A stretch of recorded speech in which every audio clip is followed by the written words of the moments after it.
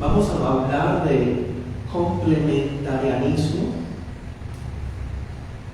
Vamos a ver un concepto de pecado y vamos a hablar brevemente del estado intermedio. Bien, esos van a ser los 3 puntos que vamos a tocar en esta noche a propósito de nuestro curso de antropología cristiana. ¿Listos? Vamos a mirar algunos textos bíblicos. Hermana Aura, Génesis 2:24.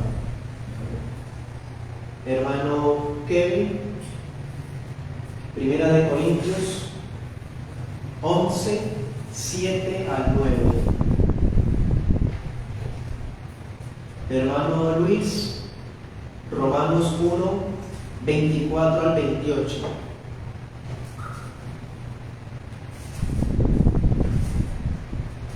Hermano Eduardo, Primera de Juan 3:4.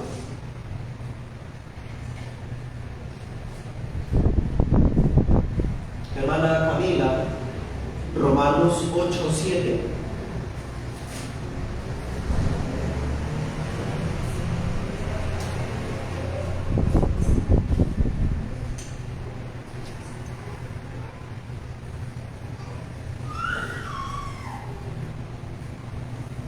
Hermana Maribel,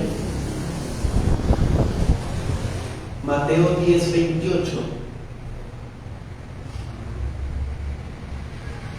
Hermana Luz, Marcos 7:21.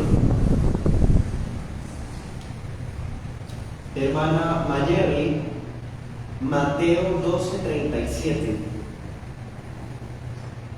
Hermana Yolimar, Santiago 4:17.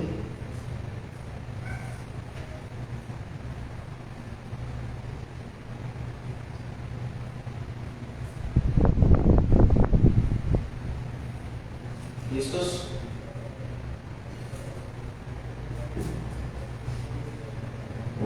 Entonces, en su momento les diré el momento de leer el texto. Comencemos. Vamos a hablar de complementarianismo. A propósito de nuestro curso de antropología, estudiando la doctrina bíblica del hombre, ya hemos visto el origen del hombre y su composición, haciendo especial énfasis en la imago Dei, ¿sí? En esa oportunidad quiero hacer un poco más de referencia en lo que respecta al mandato cultural. Ese tema ya lo hablamos en la clase presencial anterior. Sin embargo, hubo problemas técnicos y en la grabación no quedó mucho de lo que dijimos en esa noche, lamentablemente. Vamos a leer Génesis 2:24, fuerte y claro. Por tanto, dejará el hombre a su padre y a su madre y se unirá a su mujer y será una sola carne. Amén. Ya dejamos establecido que el mandato cultural fue impuesto desde la creación del hombre, ¿sí? Y básicamente nos muestra que los hombres y las mujeres están llamados a complementarse entre sí. Ellos, nosotros, vamos a lograr cumplir los propósitos de Dios asignados a nuestra especie y a cada uno como persona individual a través del apoyo de una persona que Dios hizo para nosotros o que nosotros Dios nos hizo para ella, ¿sí? Claro, esto teniendo en cuenta aquellos que han sido diseñados para tener pareja, porque hay algunas excepciones que son los que tienen el don de coherencia, pero eso es una regla, una excepción a la regla tan inusual. Yo no sé si usted conozca hermanos que de verdad tengan el don de continencia, de verdad, y hayan sido llamados a no tener pareja. Eso es muy inusual. Personalmente solo conozco a una persona, un varón.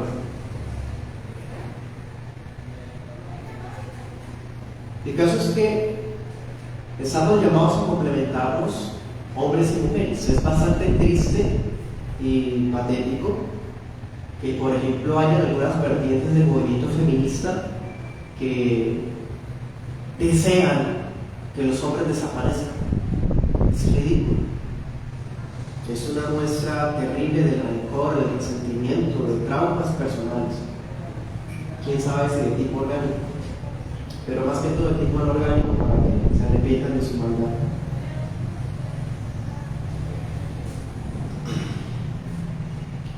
Nosotros cumplimos los propósitos de Dios en nuestras vidas a través del apoyo de una persona que nos complementa.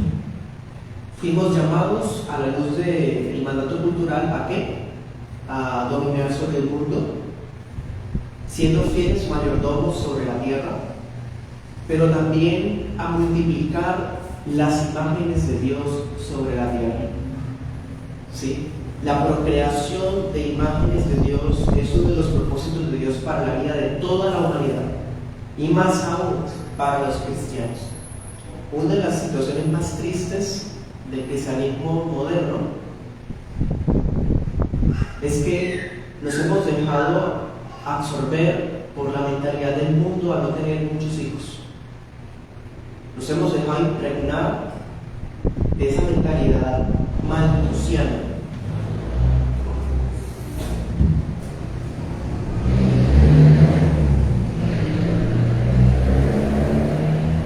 Malthusianismo es una enseñanza que dice que los recursos del mundo son escasos y que hay que disminuir la población porque para que los recursos alcancen debemos ser menos personas y por lo tanto hay que tener menos hijos.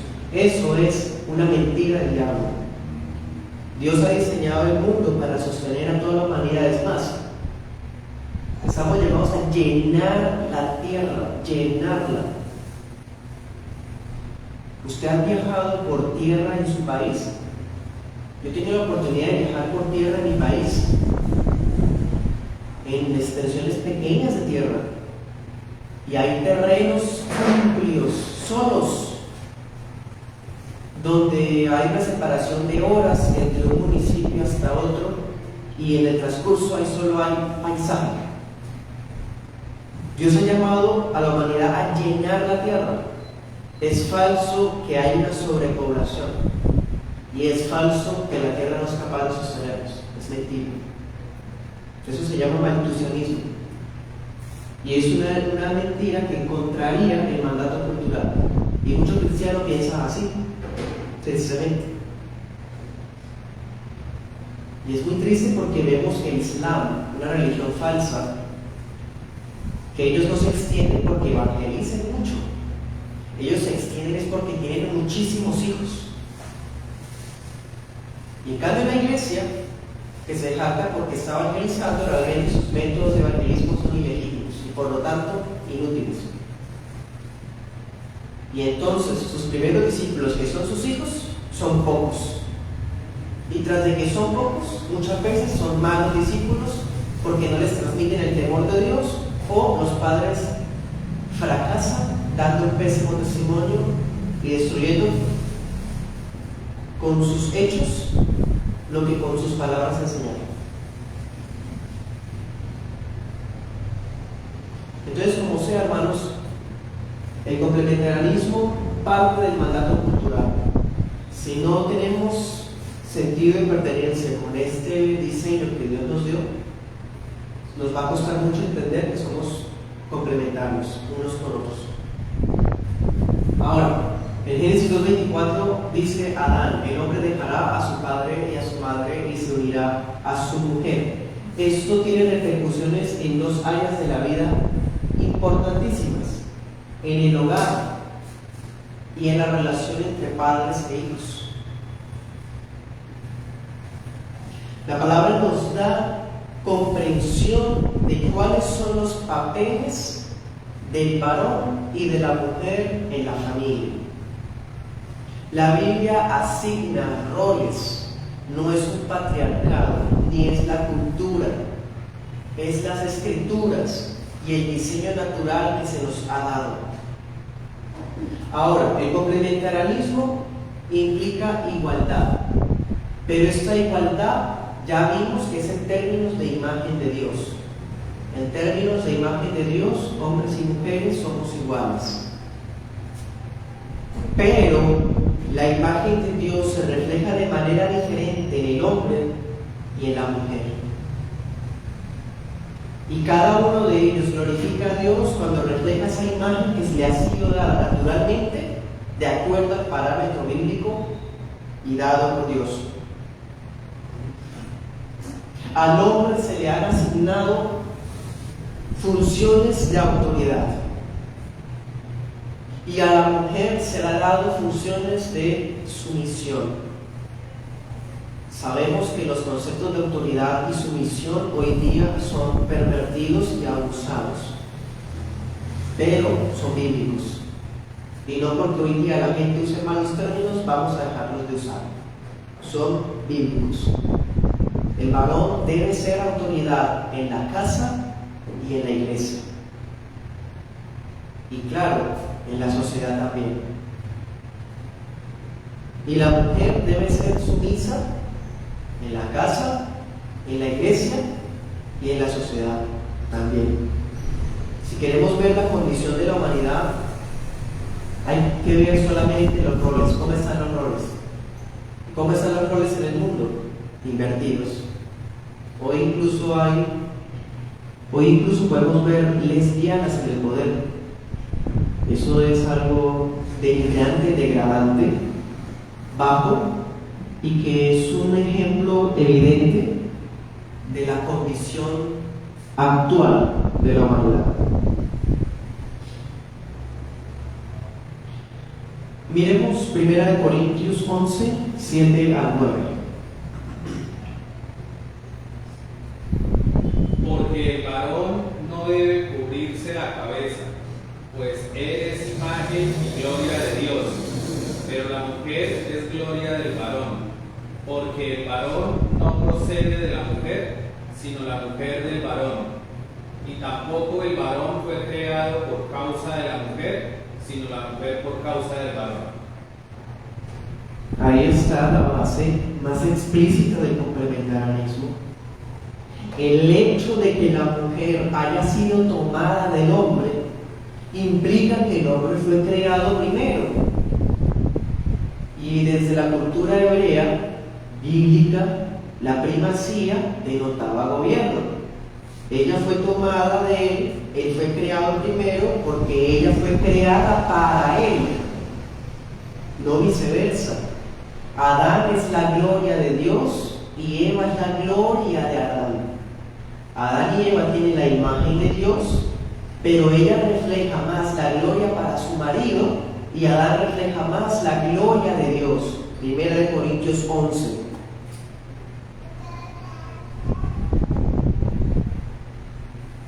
Y eso tiene muchas implicaciones prácticas, hermanos, en el momento de la consejería.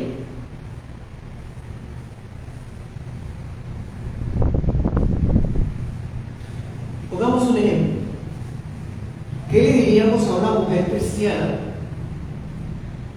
que está enamorada y tiene el deseo de declararle su amor al hombre que le gusta?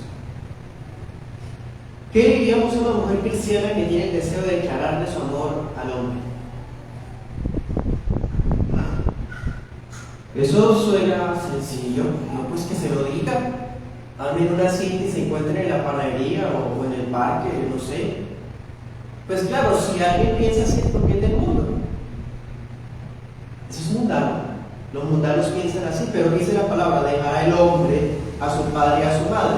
La palabra establece que la iniciativa la establece el varón. La iniciativa de comenzar es del varón. Entonces, si se nos acerca una hermanita que está enamorada, tenemos que enseñarle paciencia bíblica, tenemos que enseñarle dominio propio bíblicamente y decirle que el Señor traerá ese varón para ella. Pero hoy que vemos, hay creyentes y mujeres cristianas desesperadas que llegan a un tope de edad y como en la iglesia nadie las pretendió o nadie les puso cuidado, se van al mundo a pescar, que son impías, son inconversas, van a buscar el yugo desigual porque ellas realmente no son creyentes. Y dense cuenta que todo esto parte de un mal entendimiento del mandato cultural, de su propia naturaleza, del error de los roles, un mal entendimiento de los roles.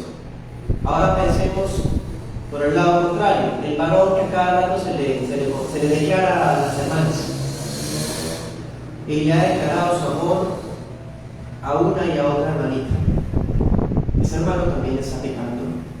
Primera Tesalonicenses 4 nos enseña que con esas cosas no se juega, que el Espíritu Santo es vengador de aquellos varones que quieren enamorar a las hermanitas y engañarlas. Bíblicamente eso puede ser visto como fornicación también. Entonces, hermanos, mucho cuidado. Y un buen entendimiento de esto soluciona pésimas decisiones futuras. Dios nos guarda. Y Dios guarda a los solteros especialmente a propósito de los ejemplos que estoy colocando. Ahora, no solamente implica el hogar, porque aquí dice, el hombre dejará a su padre y a su madre y se unirá a su mujer y será con ella una sola carne. Eso tiene repercusiones en el hogar, en la relación con padres e hijos. Significa que el complementarianismo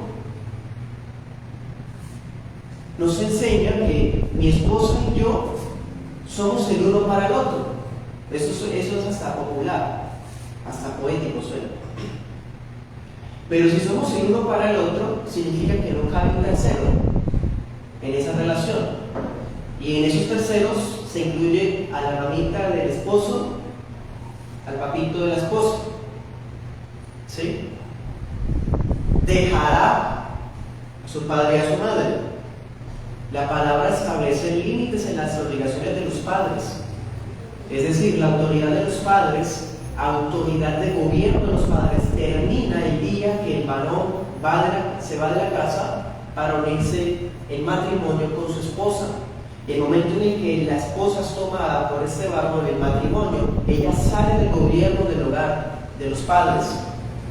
Eso es cultura cristiana, bíblica, histórica, antropología básica, complementarianismo básico, Génesis capítulo 2.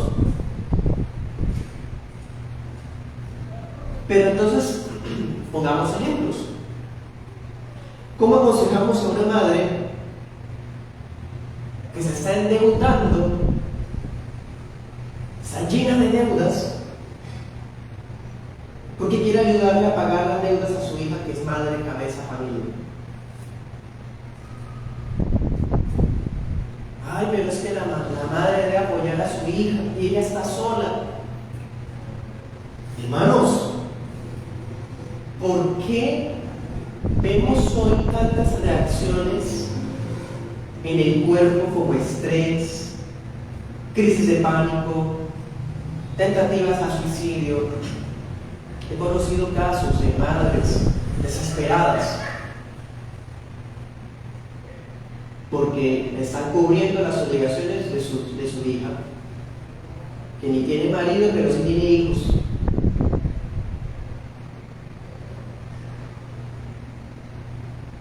A una madre así hay que enseñarle que sus obligaciones terminaron con su hija y que ella pueda apoyarla de vez en cuando. Pero esta hija que se empieza a depender todavía de ella, eso debe terminar.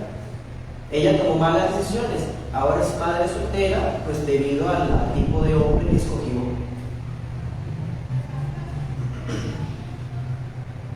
Ahora, ¿qué diríamos a una suegra cristiana que se entromete en las decisiones de un hogar, del hogar de su hijo, o el hogar de su hija?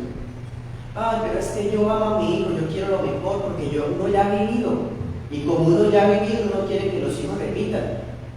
Pues hermano o hermana que es padre, esas lecciones usted ya las debió haber dado mientras tuvo a sus hijos en su casa. Y no puede entrometerse en la casa de su hijo, que ya se fue de su gobierno, para ir a llevarlas de esa manera. Eso no es bíblico, esa es la cultura del mundo. En el mundo conocemos, yo conozco casos en esta región de Santander se da mucho eso, donde los suegros se entrometen en los hogares. Y cuando no se les tiene en cuenta sus opiniones, se sienten ofendidos y prácticamente hay que rendirles pleitesía porque son los padres. Hermanos, hay que honrar a los padres y aunque nos independizamos, hay que seguirlos honrando. Pero eso no les da a ellos autoridad y poder en el hogar, porque es un hogar autónomo. Escrito está: dejará el hombre a su padre y a su madre. Y las objeciones que surgen a lo que está escrito tan claramente es rebeldía, sencillamente. Bueno, entonces el complementarianismo parte de que Dios nos diseñó para dominar la tierra y procrear las imágenes de Dios en el mundo. Eso lo logro con una persona, mi esposa.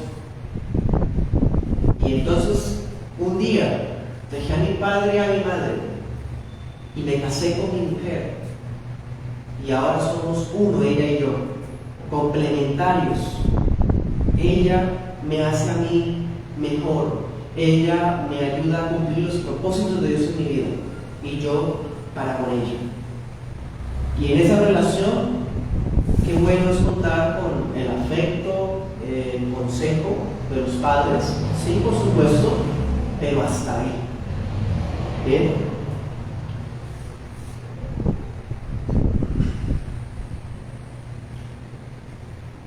Vamos a mirar ahora el segundo punto. Hablemos de una definición de pecado. Del primer punto, ¿alguien quiere preguntar algo? ¿Alguna pregunta?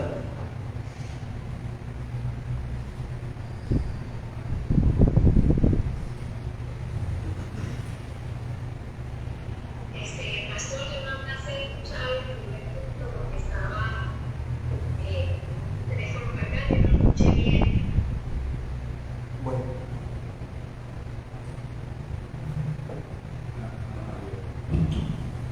Sí, hermana, hablamos del complementarianismo, que es que el hombre y la mujer se complementan el uno al otro y se unen a través del matrimonio para procrear imágenes de Dios y cumplir el mandato cultural sin necesidad de la intromisión de los padres ni de la dependencia de ellos. Sencillamente es lo que vimos. Gracias, mi amor. Escuché, pero no el título del primer punto. Gracias, pastor.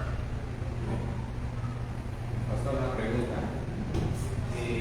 En un hogar donde de pronto el varón y la mujer lleguen a un acuerdo de trabajar juntos y en un futuro el varón puede suplir las necesidades económicas y todo, y la mujer no deja de trabajar, ¿eso está mal o no está mal? Cuando el hombre es capaz de sustentar el hogar.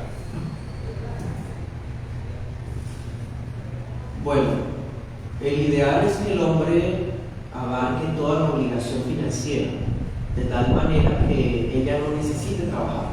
Sin embargo, la mujer virtuosa es trabajadora, es laboriosa, por lo tanto, ella trabajaría de todas formas. La mujer cristiana no es holgazana y sabemos que en el hogar hay muchísimo que hacer, pero la mujer cristiana no solamente se ocupa de sus niños y de sus maridos, sino que también se ocupa de incluso del comercio exterior. Diría Proverbios 31, tejer, vender terrenos, en fin. O sea, la mujer cristiana es muy activa y muy inteligente. Así que, pues ella no va a estar bajo una obligación de trabajar, teniendo a su marido, pues supliéndola completamente, pero ella podrá hacerlo. O sea, no porque esté obligada, sino porque le gusta. ¿Sí? Y el marido pues la apoya en eso. De hecho, por eso es que los hombres del pueblo felicitan a este varón por tener una esposa así excelente.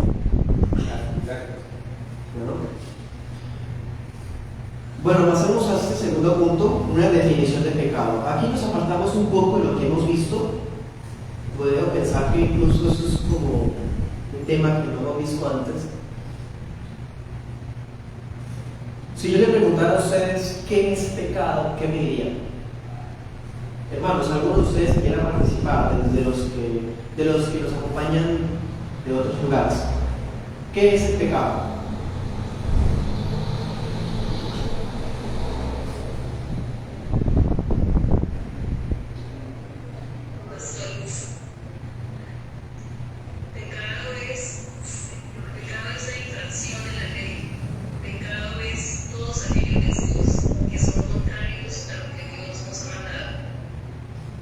Excelente, hermano. Excelente. ¿Alguien más? ¿Cómo definiría pecado?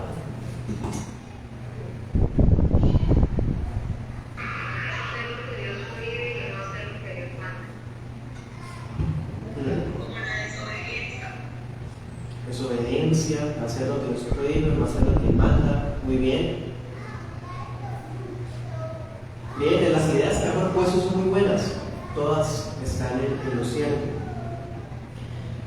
A ver, vamos a mirar algunas definiciones de pecado. Vamos a mirar 3 definiciones que da el mundo. Y ahorita vamos a mirar 3 que la iglesia está cayendo en error. Comencemos con las del mundo, con esto. Una teoría animal. Animal. Esta teoría animal es básicamente decir que pecado es todo aquello que la humanidad como especie debe evitar a toda costa para que pueda preservarse a sí misma. ¿Sí? Para los que piensan estas cosas, ven que la moral es toda conducta que lleva a la humanidad a preservarse como especie. ¿Sí? Entonces ellos encuentran una explicación a por qué las madres cuidan a los hijos o por qué se ve desde naturaleza el homicidio como algo malo. Parten de que la humanidad quiere cuidarse como si fuera una especie de reino animal aparte. Un problema con esta definición es que ve el pecado como instintos. Y ya hemos visto que los seres humanos no fuimos creados bajo instintos. Y precisamente hoy día vemos que algunos sectores, pues, que son anticristianos, justifican muchas conductas enfermas en conductas animales. Entonces se habla, por ejemplo, del homosexualismo de muchos animales para justificar el homosexualismo de seres humanos, empezando que eso es una falacia de asociación. Pero es el problema de ver al hombre como un animal. Si el hombre es un animal o viene del mono, entonces sus conductas son similares a los animales y pueden utilizarse patrones animales como patrones a imitar o referentes de conducta. ¿Qué dice Romanos 1:24 al 28? Dice la palabra del Señor, por lo cual también Dios los entregó a la inmundicia y las concupiscencias de sus corazones, de modo que deshonraron entre sí sus propios cuerpos, ya que cambiaron la verdad de Dios por la mentira, honrando y dando culto a las criaturas antes que al Creador, el cual es bendito por los siglos. Amén. Por esto Dios los entregó a pasiones vergonzosas, pues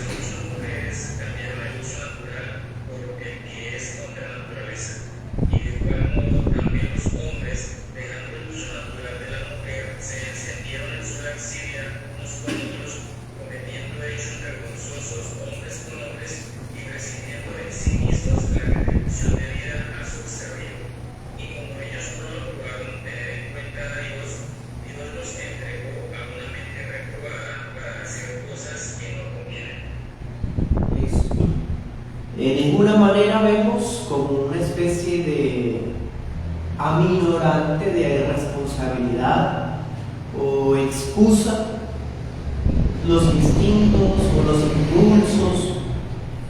No, se condena abiertamente las conductas homosexuales como pecaminosas.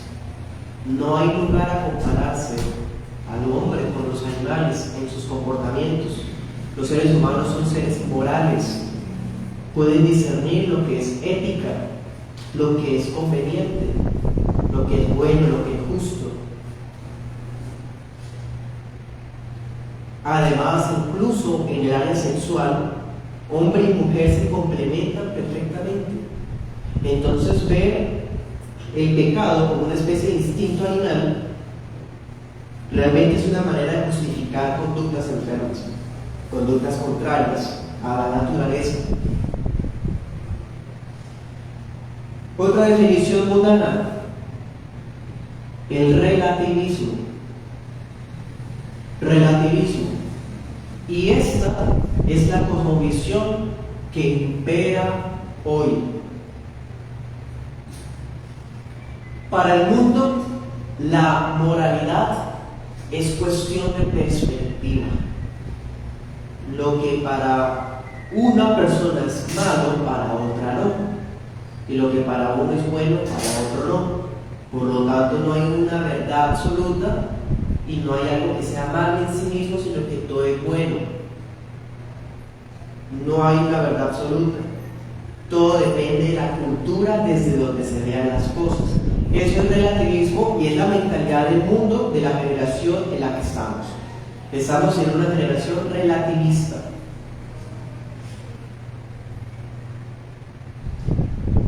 Es bastante triste, es muy lamentable que haya cristianos que utilizan la Biblia y dicen: es que para mí este versículo significa esto.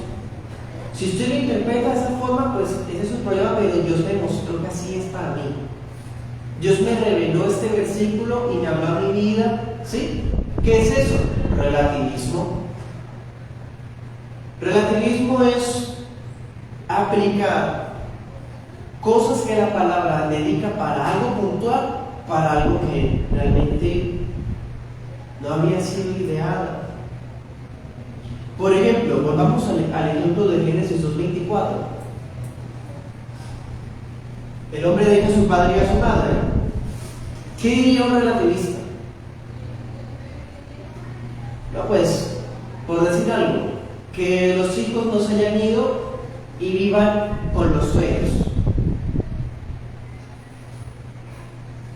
Pues ese versículo a mí no me aplicaría porque mis hijos no se fueron de casa. Entonces, como no se fueron de casa, dice: el hombre dejará a su padre y a su madre. Él no me dejó. O sea, él puede ser uno con su mujer en mi casa. O sea, ¿por qué? ¿Sí?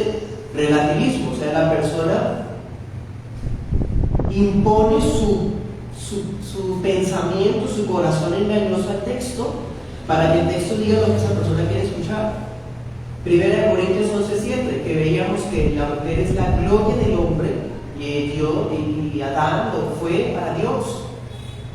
¿Qué diría el relativista?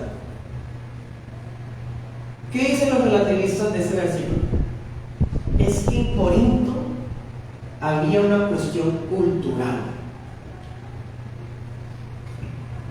Y a las mujeres, y empiezan a contar que las mujeres prostitutas eran calvas, y que entonces a la mujer cristiana se le decía que se colocaba un velo y que se dejara crecer el cabello, y se inventan unas cosas basadas en una cultura ficticia para en últimas ellos reinterpretar lo que claramente está diciendo el versículo.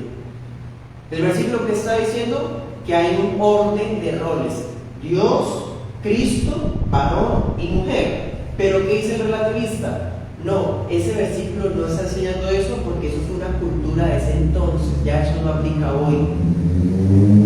Así piensa el relativista.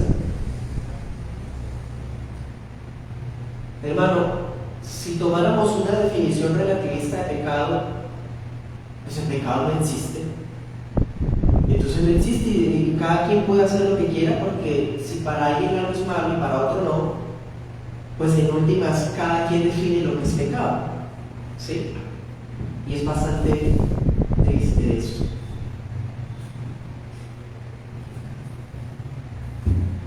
Tercera definición mundana del pecado: hedonismo. Hedonismo. El hedonismo es una filosofía muy antigua, y todavía la hay. Es más, es una mezcla venenosa, terrible, relativismo con hedonismo. Y eso, hay muchísimo hoy día de eso, hasta en las iglesias neoevangélicas. El hedonismo es el que le dice a la persona, o la insta, la invita a que se sienta bien. Los hedonistas dicen que el pecado es todo lo que le impide a la persona realizarse a sí misma.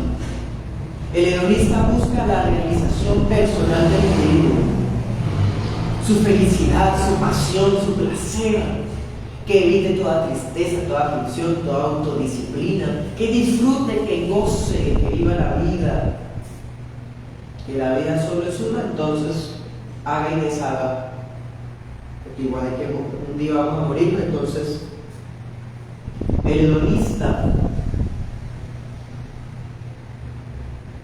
no ve el pecado como dañino, sino ve el pecado como una prohibición,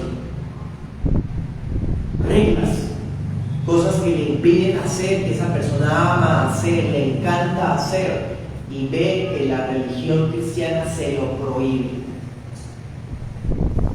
Ve que la doctrina cristiana bíblica es directa con temas, y esa persona prefiere conservar sus malas enseñanzas porque sabe que dar un paso a la verdad es alumbrarse con la luz del Evangelio. Y Juan 3, que decía que ese fue el pecado de la gente, amar, esa fue la condenación de los seres humanos, que la luz vino al mundo y la gente no vino a la luz para que no fueran alumbrados sus pecados, sino fueran puestos al descubierto. Eso es el hedonismo. No podemos definir el pecado con base en lo que nos haga sentir bien. Mucho cuidado a eso. Hoy día eso lo podemos ver con el caso de la adoración contemporánea. Y mucho de la adoración contemporánea se basa en hedonismo. Entonces, si a unas personas creyentes les encanta el ritmo reggaetón o les encanta el ritmo popular bachata, pues ¿por qué hay que negarles si como Dios es de gracia y es multiforme, multiversa su gracia? ¿Por qué no darle lo que les gusta? ¿Sí? Eso es hedonismo. Y llevar entonces al culto esa música, irrumpiendo con el orden establecido por Dios en las Escrituras. Dios nos guarde del hedonismo. Estas son las definiciones mundanas, ¿no? Y aún así las vemos en la iglesia. Ahora miremos algunas malas interpretaciones dentro de la misma iglesia. Preguntas de esta parte. Pastor, una pregunta.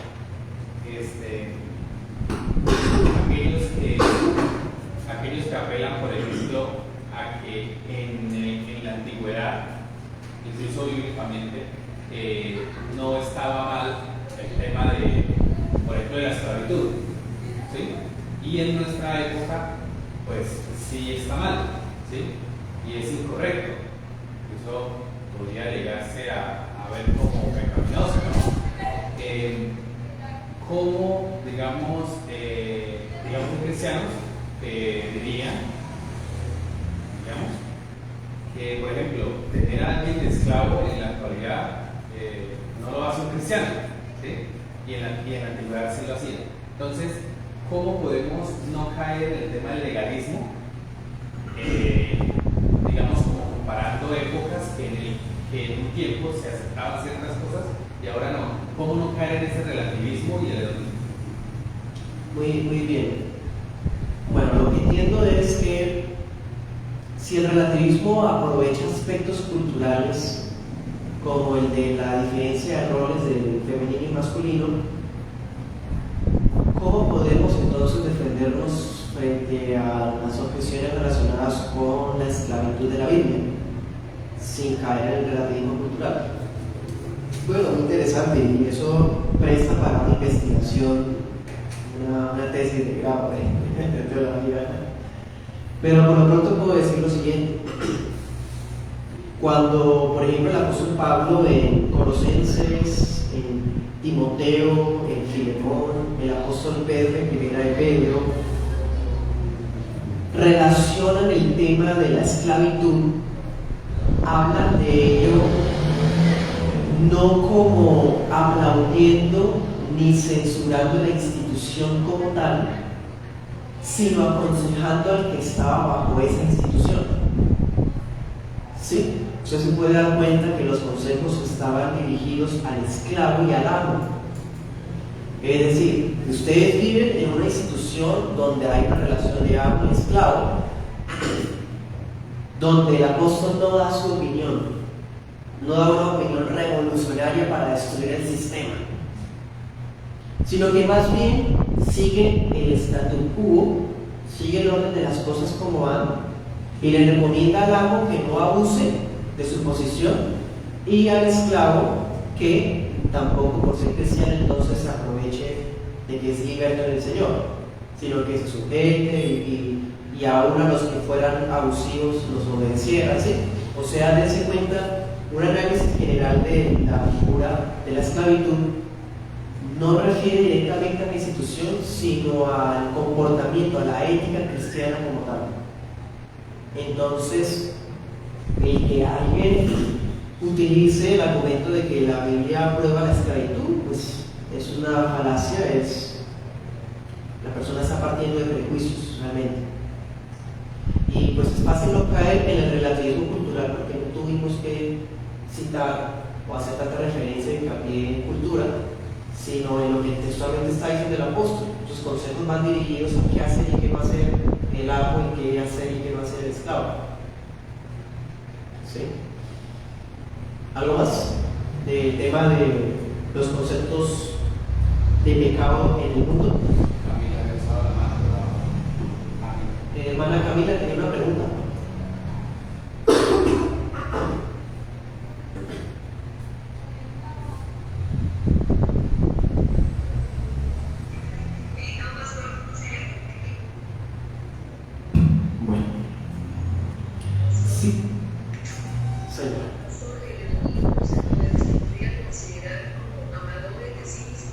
Sí, señora, muy bien. El hedonismo puede ser considerado como ser amadores de sí mismos. Sí, muy interesante. Amantes de los placeres más que de Dios, diría, creo que es Timoteo. Bueno, ahora miremos.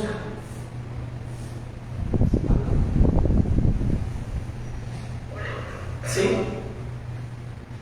He escuchado el término hedonismo y entiendo que principio de todas se lo explicaban de esta manera y parece como, pero también hay un autor cristiano que lo menciona en el sentido de placer y búsqueda del Señor.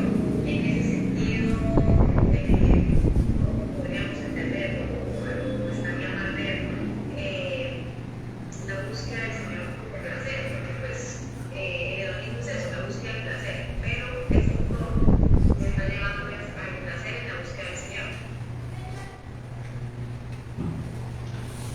Bueno, le entiendo, hermana, y sé a cuál autor se refiere. Sin embargo, creo que sería bueno que como cristianos fuéramos celosos de tratar de reconciliar filosofías mundanales y como traerlas a la iglesia local. Creo que ya tenemos suficientes conceptos que definen nuestro placer al adorar a Dios. El concepto mismo de piedad, de adoración, de culto, ¿sí? Ya tienen en sí mismo ese placer, ¿sí? Solo que el enfoque mismo hacia el placer ya es un tipo de idolatría. Entonces, aquel autor que su merced refiere,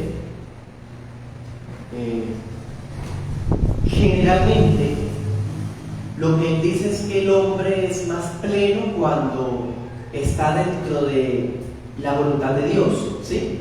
Y que él haya su verdadero placer es cuando obedece a Dios, ¿sí? El problema es cuando se hace tanto hincapié en el placer que el creyente se desvía a sentir ese placer, ¿sí? Y ese es precisamente, y estoy seguro, que es el grave error del movimiento pentecostal, que muchas veces se enfoca en el sentir más que en lo que escrito está. Entonces se resalta más la experiencia personal, ¿sí? El placer de sentir la presencia de Dios en el culto, cuando realmente es una emoción porque se está adorando a Dios con palabras heréticas o con movimientos sensuales o con cosas que no son agradables a Dios, ¿sí? Entonces, bueno, tengo reservas con esa tendencia a querer como crear una especie de hedonismo cristiano. Creo que es innecesario. Sin embargo, este autor, pues, Piper, lo respeto en lo que cabe, pero pues no estoy de acuerdo con esa insistencia al placer que tanto lo caracteriza.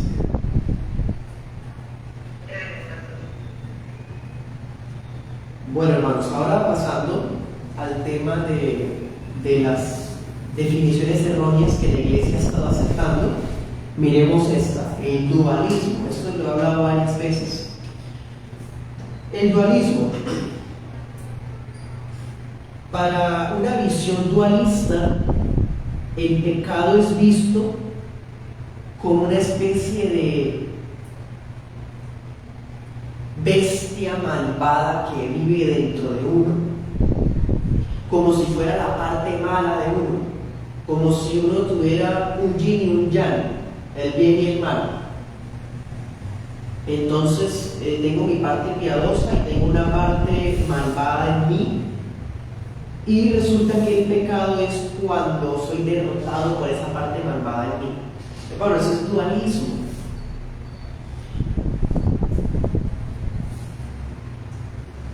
Diferente es entender el proceso de santificación como la victoria al viejo hombre. Viejo hombre, la Biblia presenta al viejo hombre como un ser moribundo, sometido a los pies de Cristo y opacado por el Espíritu Santo. Pero ¿qué hace el dualista? Lo presenta como un versus al mismo nivel, como una especie de ring de boxeo, en donde en algunos rounds pierde uno y en los otros rounds pierde el otro. Bueno, esa sería la visión dualista del pecado. Mucho cuidado. Además, si recordamos, por ejemplo, el concepto bíblico de carne, acuérdense, el apóstol Pablo juega mucho con el término griego carne. ¿Se acuerdan que dice que las obras de la carne, los deseos de la carne son contra los del espíritu? ¿Sí se acuerdan de eso? Bueno, algunos utilizan esos textos para referirse a ese dualismo. Pero es que cuando el apóstol usa el término, la expresión carne, por lo menos generalmente está refiriéndose a la condición del hombre, esa condición que vimos que fue impregnada por el pecado, esa parte humana que está afectada por la caída. Esa es la carne, ¿sí? Porque si usted recuerda, ¿en dónde empezó el pecado en nosotros? ¿En el alma o en el cuerpo? En el alma. Porque Eva conversó con la serpiente persuadió a Eva vio que el fruto era bueno, lo codició, O sea, todos son pecados del corazón, de la mente, en el alma. El pecado empezó en el ser inmaterial y se tradujo en el ser material, porque pues desobedeció comiendo del fruto, ¿sí? Pero lo que quiero decir es que la carne en sí misma representa el ser caído. Bueno, y todo aquel que no ha nacido de nuevo está bajo el dominio del pecado. Leamos algunos pasajes. Romanos 8:7. Por cuanto los designios de la carne son enemistad contra Dios, porque no se sujeta a la ley de Dios y tampoco puede. Listo. El pasaje está hablándonos de la condición del hombre sin Cristo. El hombre que está en su naturaleza carnal, sin haber sido regenerado, no puede obedecer a Cristo, no puede obedecer a Dios. Bueno, pero Romanos 8:7 no está hablando del regenerado. El regenerado está en Romanos 7. Y ese Romanos 7 es alguien que se duele por el pecado y lucha y le da gracias a Dios por la victoria que le ha dado Cristo. Bueno, leamos 1 de Juan 3:4.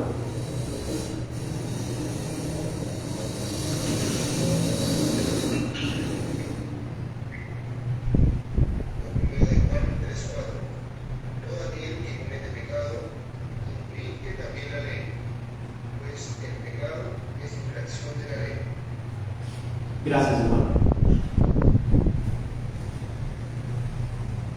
Bueno, ya tuvimos entonces cuál es la definición bíblica de pecado.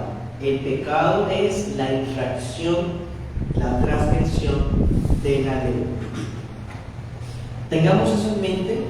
Voy a pasar a esta otra mala interpretación del pecado. Es la interpretación del ascetismo. Ascetismo.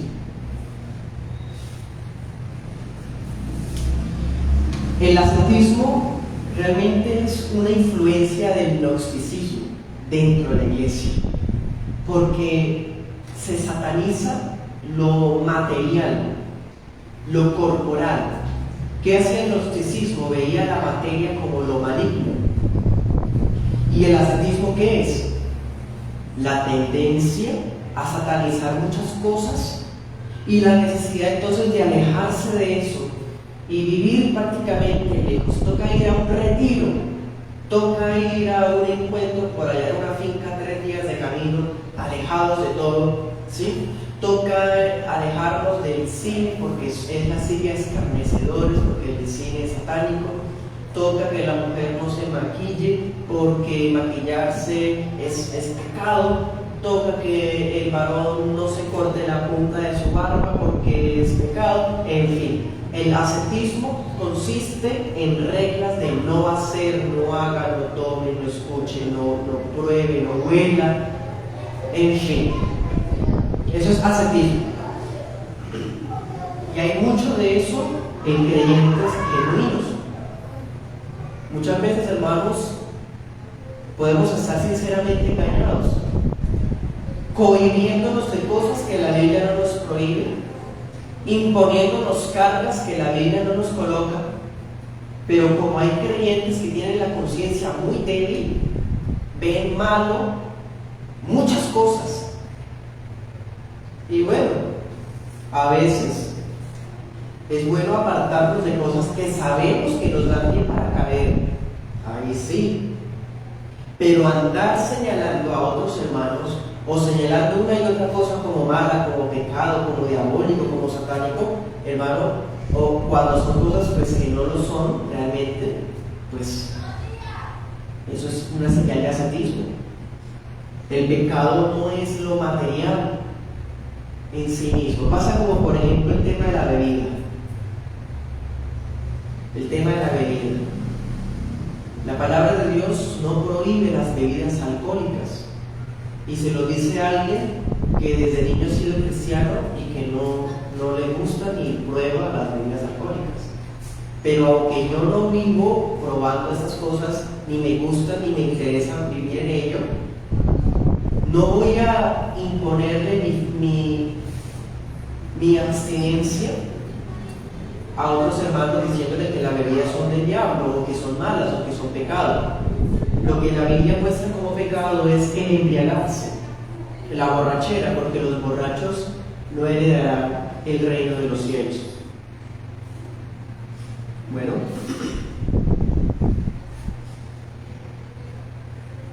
voy a hacer una pregunta. Con respecto a este tema del ascetismo, podemos ver que la contrapartida es la parte de la libertad cristiana. O sea, hay que mantener, o sea, lo que estamos hablando precisamente de la bebida, no es ni llevarnos al extremo del ascetismo y de la prohibición total, pero tampoco es la libertinaje que porque tenemos libertad cristiana se nos mandarán. sí, estos temas siempre son delicados. Siempre son delicados, pero son parte de la ética cristiana.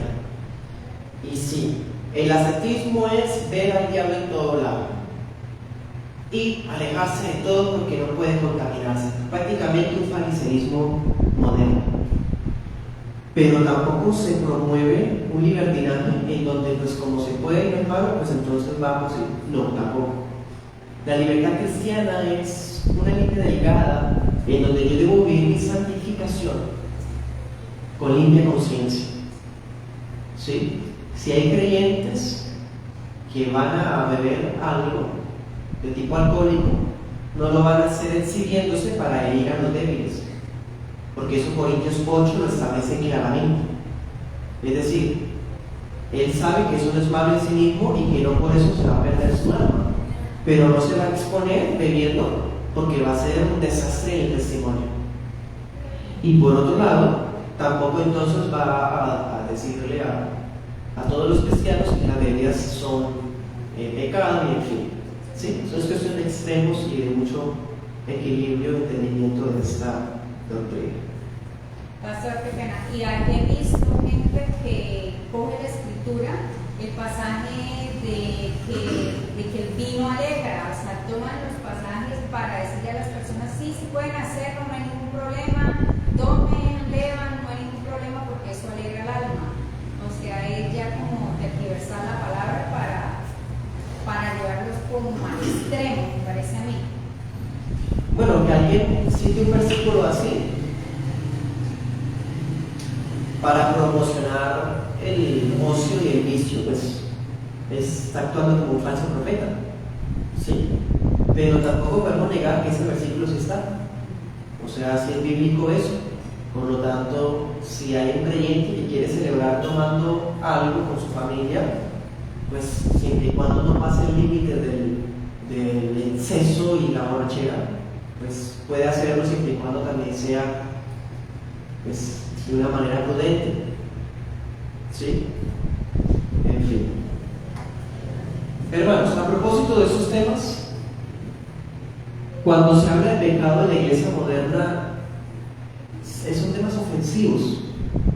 Es muy triste porque estamos en una generación susceptible. Ya no se puede hablar de pecado porque la gente se ofende. Hay personas que pueden estar hablando un tema y se sienten aludidos, se sienten atacados y pues en vez de arrepentirse se resienten. Ese no es el propósito del Espíritu Santo. Si el Espíritu Santo está hablando un tema y la persona está fallando en eso, pues debe arrepentirse en vez de resentirse. Las personas que se resienten es porque tienen un orgullo muy grande. Entre más inflamado esté la soberbia de una persona, más susceptible es a ofenderse. Así de sencillo. Entonces, si usted es una persona que se ofende fácilmente, siempre está a la defensiva, es porque su orgullo está muy grande y necesita ser humillado por Dios. Dios nos guarde de eso. Ahora bien, ya habiendo visto las distintas definiciones bíblicas o mundanas del pecado, contrastémosla con la bíblica. ¿Qué decía la bíblica? La transgresión de la ley. ¿Sí? Pecado no es lo que a uno le parece que es malo. Es que a mí me enseñaron que eso es malo. Ay, no bote la sopita, qué pecado. ¿Qué pecado? No bote eso a la calle. No le pegas el perrito, qué pecado. Haz escuchado eso? ¿Cuántos cristianos hablan así, hermano? Con esas frasecitas coloquiales están diciendo herejías. Eso no es pecado. Pecado es lo que la Biblia dice que es pecado textualmente. ¿El legalismo qué es? El legalismo es decir que es pecado algo que la Biblia no dice que es pecado. Inventarse pecados. ¿Les parece poco con los más de 600 pecados que hay en la Biblia para que venga gente a inventarse más pecados? Entonces, hermanos, la Biblia nos dice que es pecado, ¿sí? Y vamos a hablar de pecado, pues, de una manera puntual, dando la esperanza de lo que Jesús hizo en la cruz, aunque haya gente que se sienta descalificada o ofendida por ello. Bueno, entonces el pecado no es una mera conducta u ofensa contra el prójimo, es la violación de la voluntad revelada de Dios en su palabra. Y la Biblia extiende más el alcance del pecado, porque el pecado no solamente es una lista de las 2 tablas de la ley, los 10 mandamientos. ¿Se basan en ellos? Claro que sí, pero va más allá de las acciones. Pecado no solamente es lo que se hace que está mal. La Biblia incluye los pensamientos. Marcos 7:21. Marcos 7:21 dice, porque de dentro del corazón de los hombres salen los malos pensamientos, los adulterios, las fornicaciones, los homicidios. Gracias, hermano.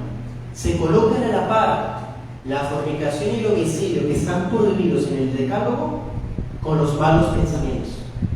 Porque pecado no solamente es lo que se hace, sino lo que se piensa. Más aún, las intenciones. Hebreos 4:12. ¿Alguien se lo dice?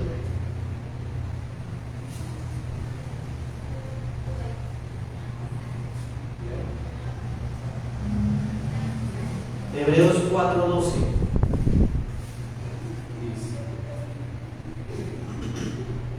Porque la palabra de Dios es viva y eficaz y más cortante que toda espada de 2 filos, y penetra hasta partir el alma y el espíritu, las coyunturas y los tuétanos, y discierne los pensamientos y las intenciones del corazón. Discierne, la ley de Dios discierne el pensamiento y la intención. Lo que nos motiva a hacer las cosas también es examinado por Dios. Pues es decir, existen motivaciones pecaminosas. Es decir, existen acciones que son buenas, pero que son movidas por motivaciones pecaminosas. Impresionante. Imagínense eso. Por ejemplo, Mateo 6, el hombre que ayuna, se pone pálido y ora en el público, hace una acción buena, pero su motivación es pecaminosa. El ayuno es bueno, pero con su motivación muestra que su acción también es pecado. Acciones, pensamientos, intenciones, palabras. Mateo 12:37.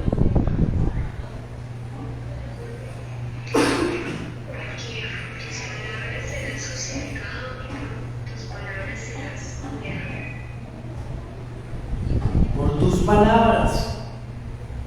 Hay un proverbio que dice: no le digas a tu amigo que se fue en Roma. No sé si ustedes se acuerdan, hay un proverbio que habla de eso.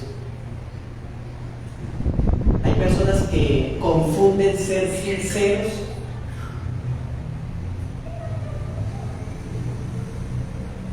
¿sí? Hay personas que confunden ser sinceros con ser impertinentes.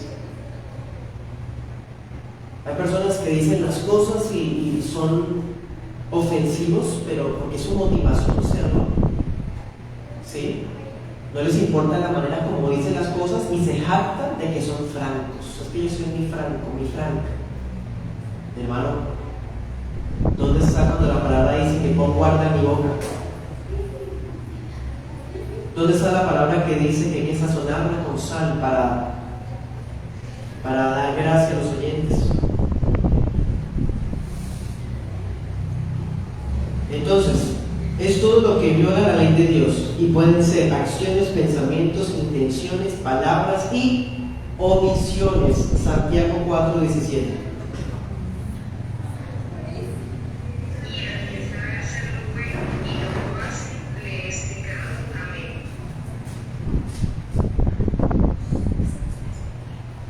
¿Sí? El que sabe hacer lo bueno y no lo hace, le es contado por pecado porque sabe lo que debe hacer, lo que Dios le está ordenando, y se está absteniendo de llevarlo a cumplimiento. Es una desobediencia implícita. Bueno, ¿preguntas de ese tema? Pastor, que verán los pecados por omisión y los pecados, de omisión es no hacer lo que debemos hacer. Un ejemplo del pecado de la omisión podría ser, ¿qué pasa? Piense en alguna de las cosas que Dios ordena que hagamos. Congregarnos. No presentarnos a la iglesia con las manos vacías. Cualquier otro orden que usted se acuerde que hable de cosas que uno deba hacer y lo omitimos voluntariamente. Y puede pasar para allá, que involuntariamente tengamos pecados por omisión, o sea, que no nos demos cuenta y hay Claro. pecado.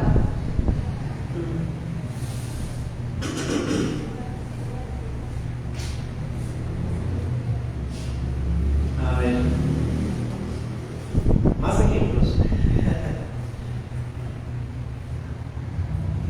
En Santiago capítulo 5 se habla varios ejemplos de formas de tratar asuntos congregacionalmente. Un ejemplo es la enfermedad. Si alguien está enfermo, debe llamar al anciano. Resulta que un hermano en la iglesia enfermó y se molestó porque el pastor ni lo llamó. El pastor no lo llamó, no lo visitó y de repente no volvió a la iglesia. Y pues el pastor le escribe a esa persona o lo llama o lo visita, no sé, o se entera por un tercero, peor aún, y se entera que fue por esa razón. ¿Sí? Ese creyente está pecando por omisión porque el pastor no fue el que faltó a su bebé, fue porque la Biblia dice que es el que debe llamar al anciano y contarle que sea enfermo para que el anciano vaya y gloria. ¿Sí? En ese mismo capítulo habla de confesarse los pecados unos a otros, ¿sí? Como una manera de rendirse cuentas. ¿Sí? Un creyente que tiene a su disposición la iglesia local, la consejería pastoral, y simplemente por orgullo, por conservar una fachada, no cuenta su situación, sino que asume su pecado o su situación solo, pues él también está pecando por omisión, porque la palabra le ordena que confiese sus pecados a los hermanos, ¿sí? Y que acuda a la supervisión pastoral. Entonces él está pecando por omisión, ¿sí? Y la iglesia no es la que está pecando, es que por omisión. ¿Listos? ¿Alguien tiene preguntas de esto, de ese punto? Y terminamos por el tercero.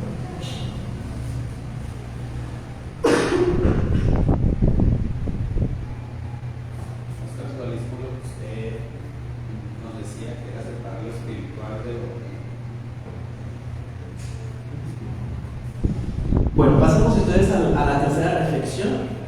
Hoy hicimos tres reflexiones, una sobre complementarianismo, una sobre el concepto de pecado.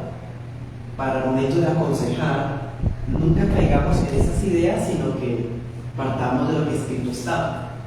Y ahora terminemos un poco con esto del estado intermedio. Esto tampoco está tan relacionado con los dos anteriores, pero no voy a dejar que se nos vaya el curso sin haberlo tocado por lo menos. Bueno, ya establecimos la dicotomía. El ser humano está compuesto de dos sustancias: el cuerpo, que es la parte material, ¿sí?, que fue formado del polvo, y el alma, que es la parte inmaterial, la cual es el espíritu de vida. Leamos Mateo 10:28.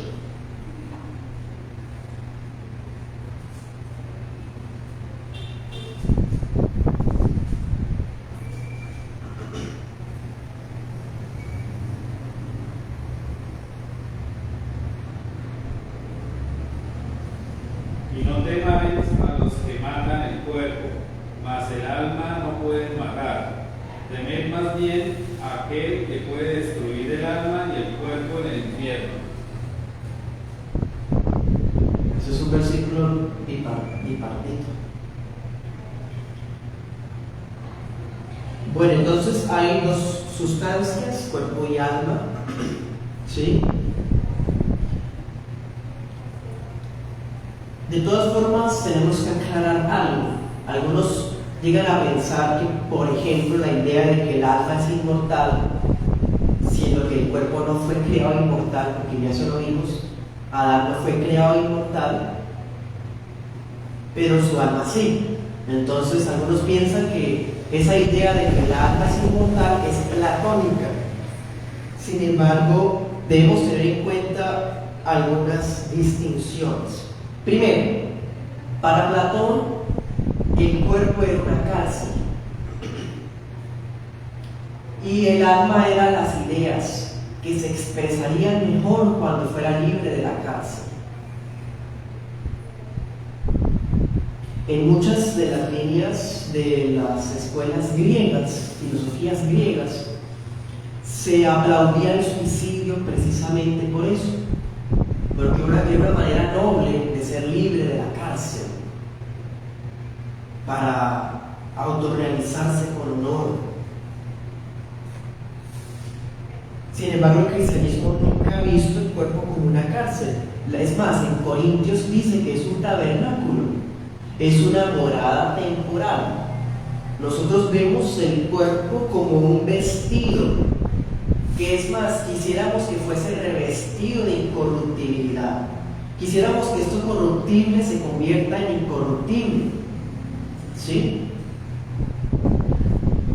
Pero estamos aquí en esta tienda temporal, esperando ser glorificados.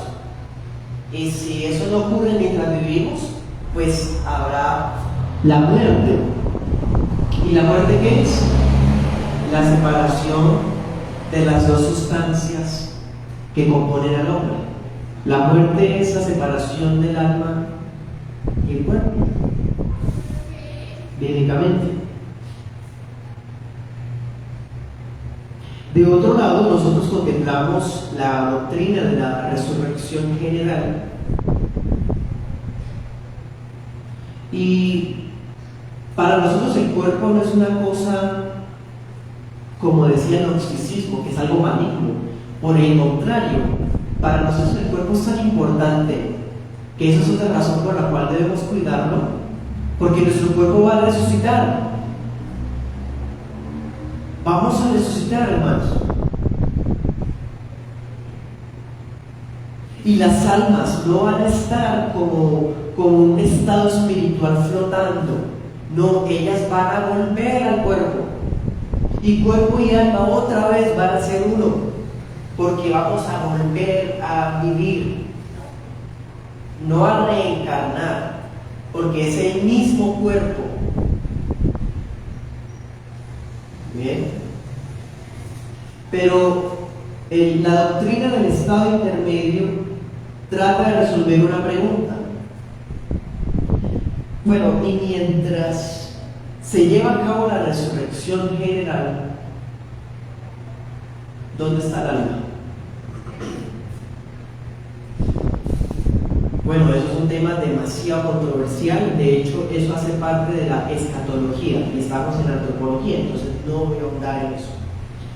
Pero sí les voy a decir algo. El alma subsiste separada del cuerpo. El alma no fue aniquilada no dejó de existir, no se esfumó, no desapareció. El alma subsiste aún fuera del cuerpo. Estoy hablando después de la muerte. Ante esto hay muchas objeciones, por ejemplo, el materialismo ateo. Con tal de negar todo tipo de espiritualidad, asegura que los pensamientos son producto de los órganos del cuerpo y de sus correspondientes reacciones químicas.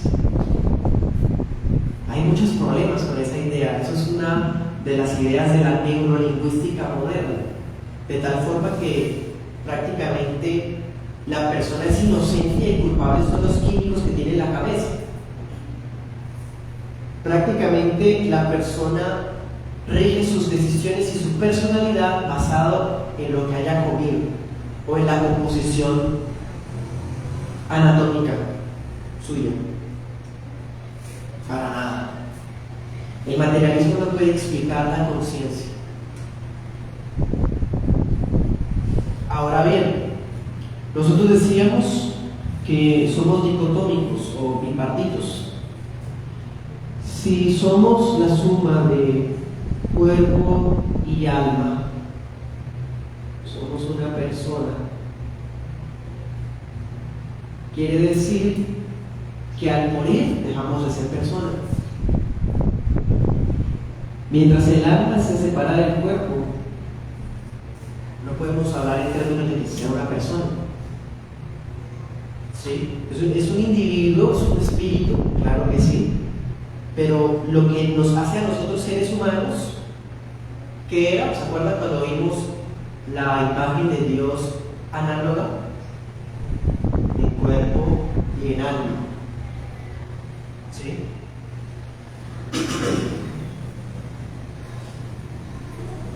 Entonces el hombre fue creado para vivir por siempre, pero no fue creado con la capacidad de vivir por siempre. Ni siquiera Adán, hermanos, era importante. Esto pues ya no lo hemos establecido. De hecho, Romanos 2:7 enseña que la obediencia iba a llevar la inmortalidad. Si Adán no hubiese obedecido, hubiese obtenido vida eterna. Sí, pero bueno, eso ya es un tema más de teología pactual, eso es otro curso. No vamos a ahondar mucho en esto, hermanos, sé que tienen muchas preguntas de este tema. Entonces, no sé si tienen preguntas de la clase de hoy en general.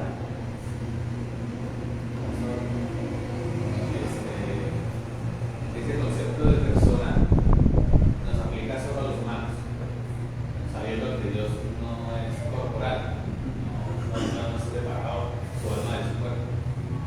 Entiendo. Este mismo concepto de persona aplicó para Jesucristo, porque solamente Él se encarnó. Pero en cuanto a Dios como Padre, como Espíritu Santo, le decimos persona, no en el sentido de sino en un sentido de personalidad, ¿sí?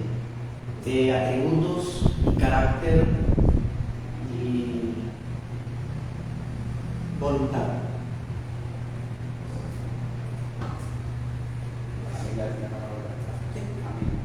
Camila, hermana, ¿preguntas?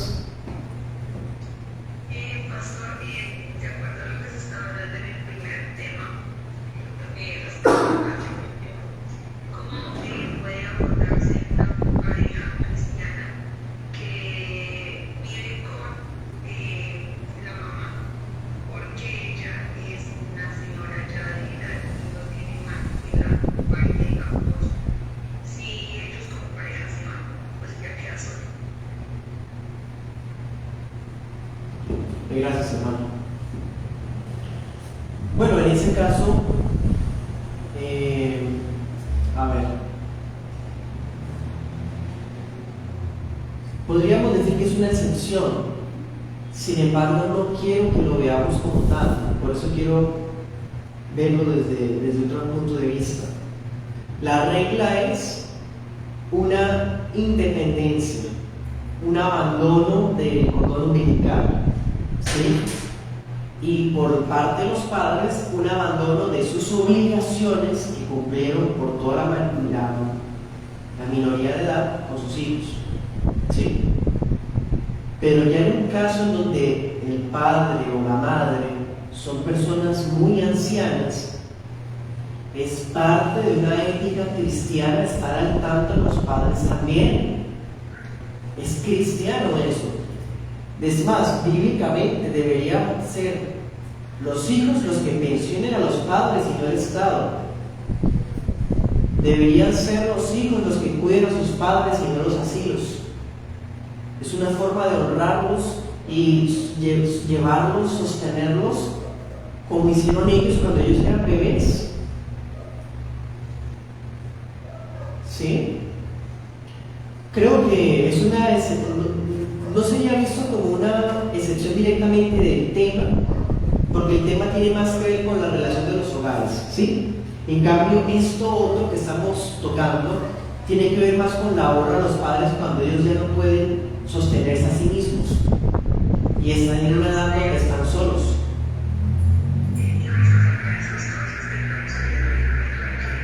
No me escucho, ¿no?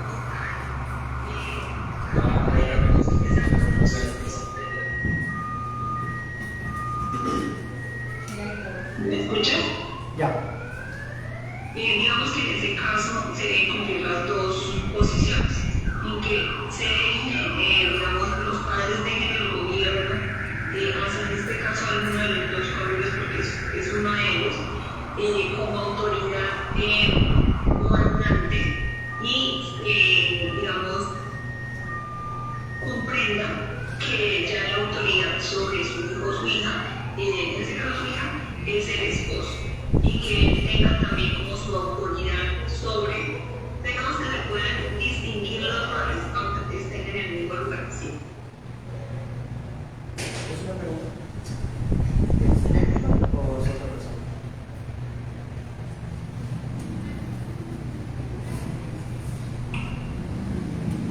Bueno, sí.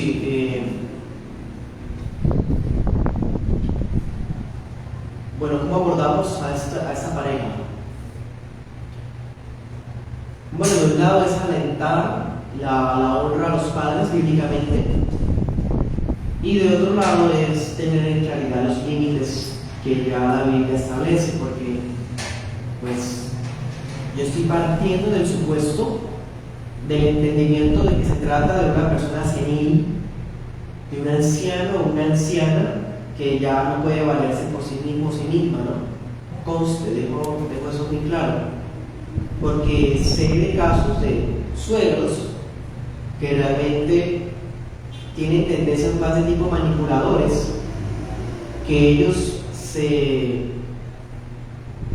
prácticamente que se desamparan a sí mismos para terminar en casa de uno de los hijos que ellos quieren. Es algo tremendo.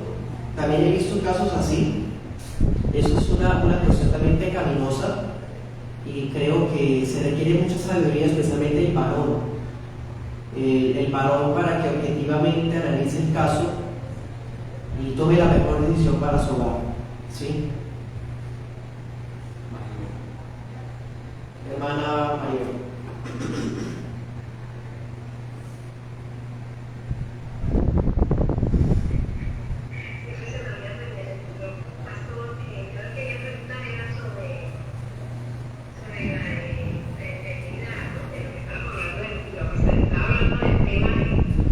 De nosotros, ¿no? Pero yo estudié cuando había clases, la eternidad y la palabra Inmortalidad.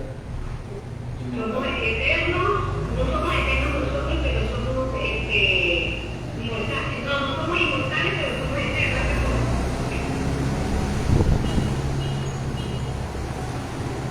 ¿Me entienden, no? Sí. Sí. Bueno, nosotros por medio de la fe obtuvimos vida eterna, pero no inmortal, porque de todas formas vamos a morir. Nuestros cuerpos son afectados por la muerte. Sí, En nuestra dicotomía, es el alma la que es inmortal, porque el alma es el aliento de Dios, ¿sí? Por lo tanto es ella la que va a tener un destino final en la gloria de Dios, en su presencia, o bajo la ira de Dios, en el fuego eterno de Dios, ¿sí? Entonces es vida eterna en lo que respecta a la promesa que disfrutaremos en cuerpo y alma, ¿sí? Y la inmortalidad se predica solo del alma, que es la que va a subsistir aún cuando el cuerpo muere.